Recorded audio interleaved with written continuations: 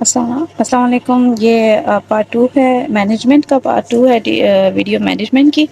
Now management tubal ectopic pregnancy expected management आप कब करेंगे? When the patient stable, pain free, gestational sac is less than 35 mm with no foetal heart and beta hCG is less than 1000 and can come for follow up. ठीक है। और जिनको आप expected management करेंगे उनको फॉलोअप के लिए कब बुलाएंगे? और उनका बीटा एचसीजी हम रिपीट करते हैं डे 2, 4, 7 आफ्टर ओरिजिनल टेस्ट। और अगर बीटा एचसीजी फॉलोअप पे ड्रॉप होता है बाय 15%, इसका मतलब है कि हमारा एक्सपेक्टेड मैनेजमेंट सक्सेसफुल हो गया। लेकिन अगर स्टैटिक या रेज है बाय 15%, तो फिर यू हैव टू कंसिडर कि ये फिनिश नहीं, मतलब ये इससे ट्रीट नहीं हुआ, तो आपने फिर नेक्स्ट स्टेप की तरफ जाना है। ठीक है। आपने फीमेल को ये जरूर काउंसिल करना है that women that seem to have their no difference following the expected of medical management in the rate of ectopic pregnancy ending naturally, the risk of tubal rupture and the need for additional treatment. ठीक है।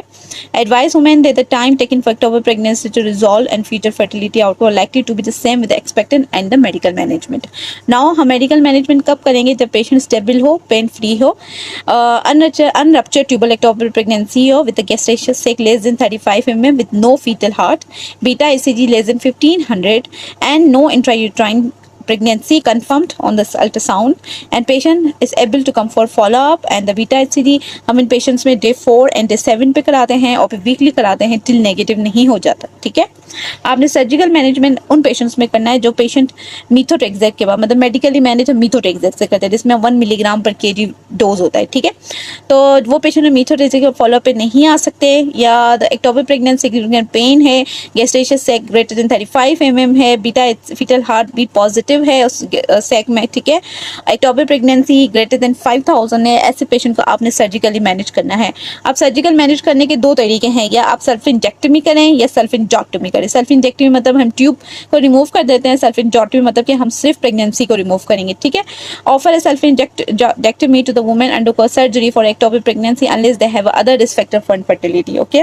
Consider salpingectomy as an alternative to self injectomy for women with a risk factor for infertility such as contralateral tube damage। ये mostly MCQs में ये आता है। ठीक है।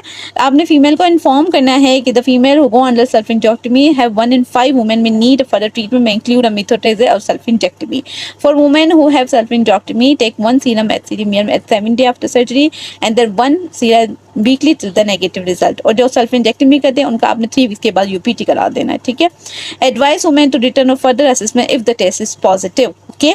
ये सारे हमने मेडिकल सर्जिकल, इसमें कब बीटा एचसीजी फॉलो करना है, कितने दिन के बाद फॉलो करना है, क्या करना है, कब मेडिकल देना है, कब सर्जरी, ये एमसीक्यूज मोस्टली आते ही हैं। मतलब एग्जाम कोई ऐसा एग्जाम नहीं है जिसमें इन टॉपिक में से एग्जाम में एमसीक्यूज ना आए, ऐसा हो ही नहीं सकता। ओके। ना एंटीडी प्रोफाइलिसिस आपने कब देनी है, कब नहीं देनी है। Offer anti D immunoglobulin prophylaxis dose of 250 international unit to all RSS negative women who have a surgical procedure to manage ectopic pregnancy or a miscarriage. Do not offer anti-immunoglobulin profiles to women who receive solely medical management for ectopic pregnancy or miscarriage, or have a threatened miscarriage, or have a complete miscarriage, or have a pregnancy unknown location. Do not use a clear heart test for quantifying fetal-maternal hemorrhage। ठीक है।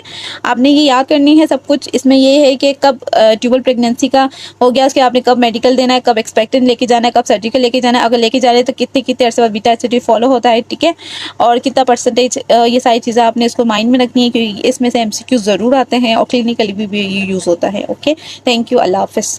बाकी remaining guideline जो है उसका थोड़ा सा ही एक part है जो हम वीडियो में थर्ड वीडियो बनाऊंगी, और आप फिर उसको देखिएगा ताकि फिर आपकी गाइडलाइन एक पूरी हो जाएगी और आपने एक जगह उसको नोट करके बस इसी को याद करना है, जिससे आपको दोबारा गाइडलाइन पढ़ने की जरूरत नहीं पड़ेगी। ठीक है। चले पार्ट 3 थर्ड बाकी रिमेनिंग लेक्चर के लिए जो वीडियो 3 है प्लीज़ उसको देखें। Thank you. एंड प्लीज़ भूलें नहीं चैनल को like, subscribe and follow and share करें ताकि आगे जो अपकमिंग वीडियो है आप वो देख सकें।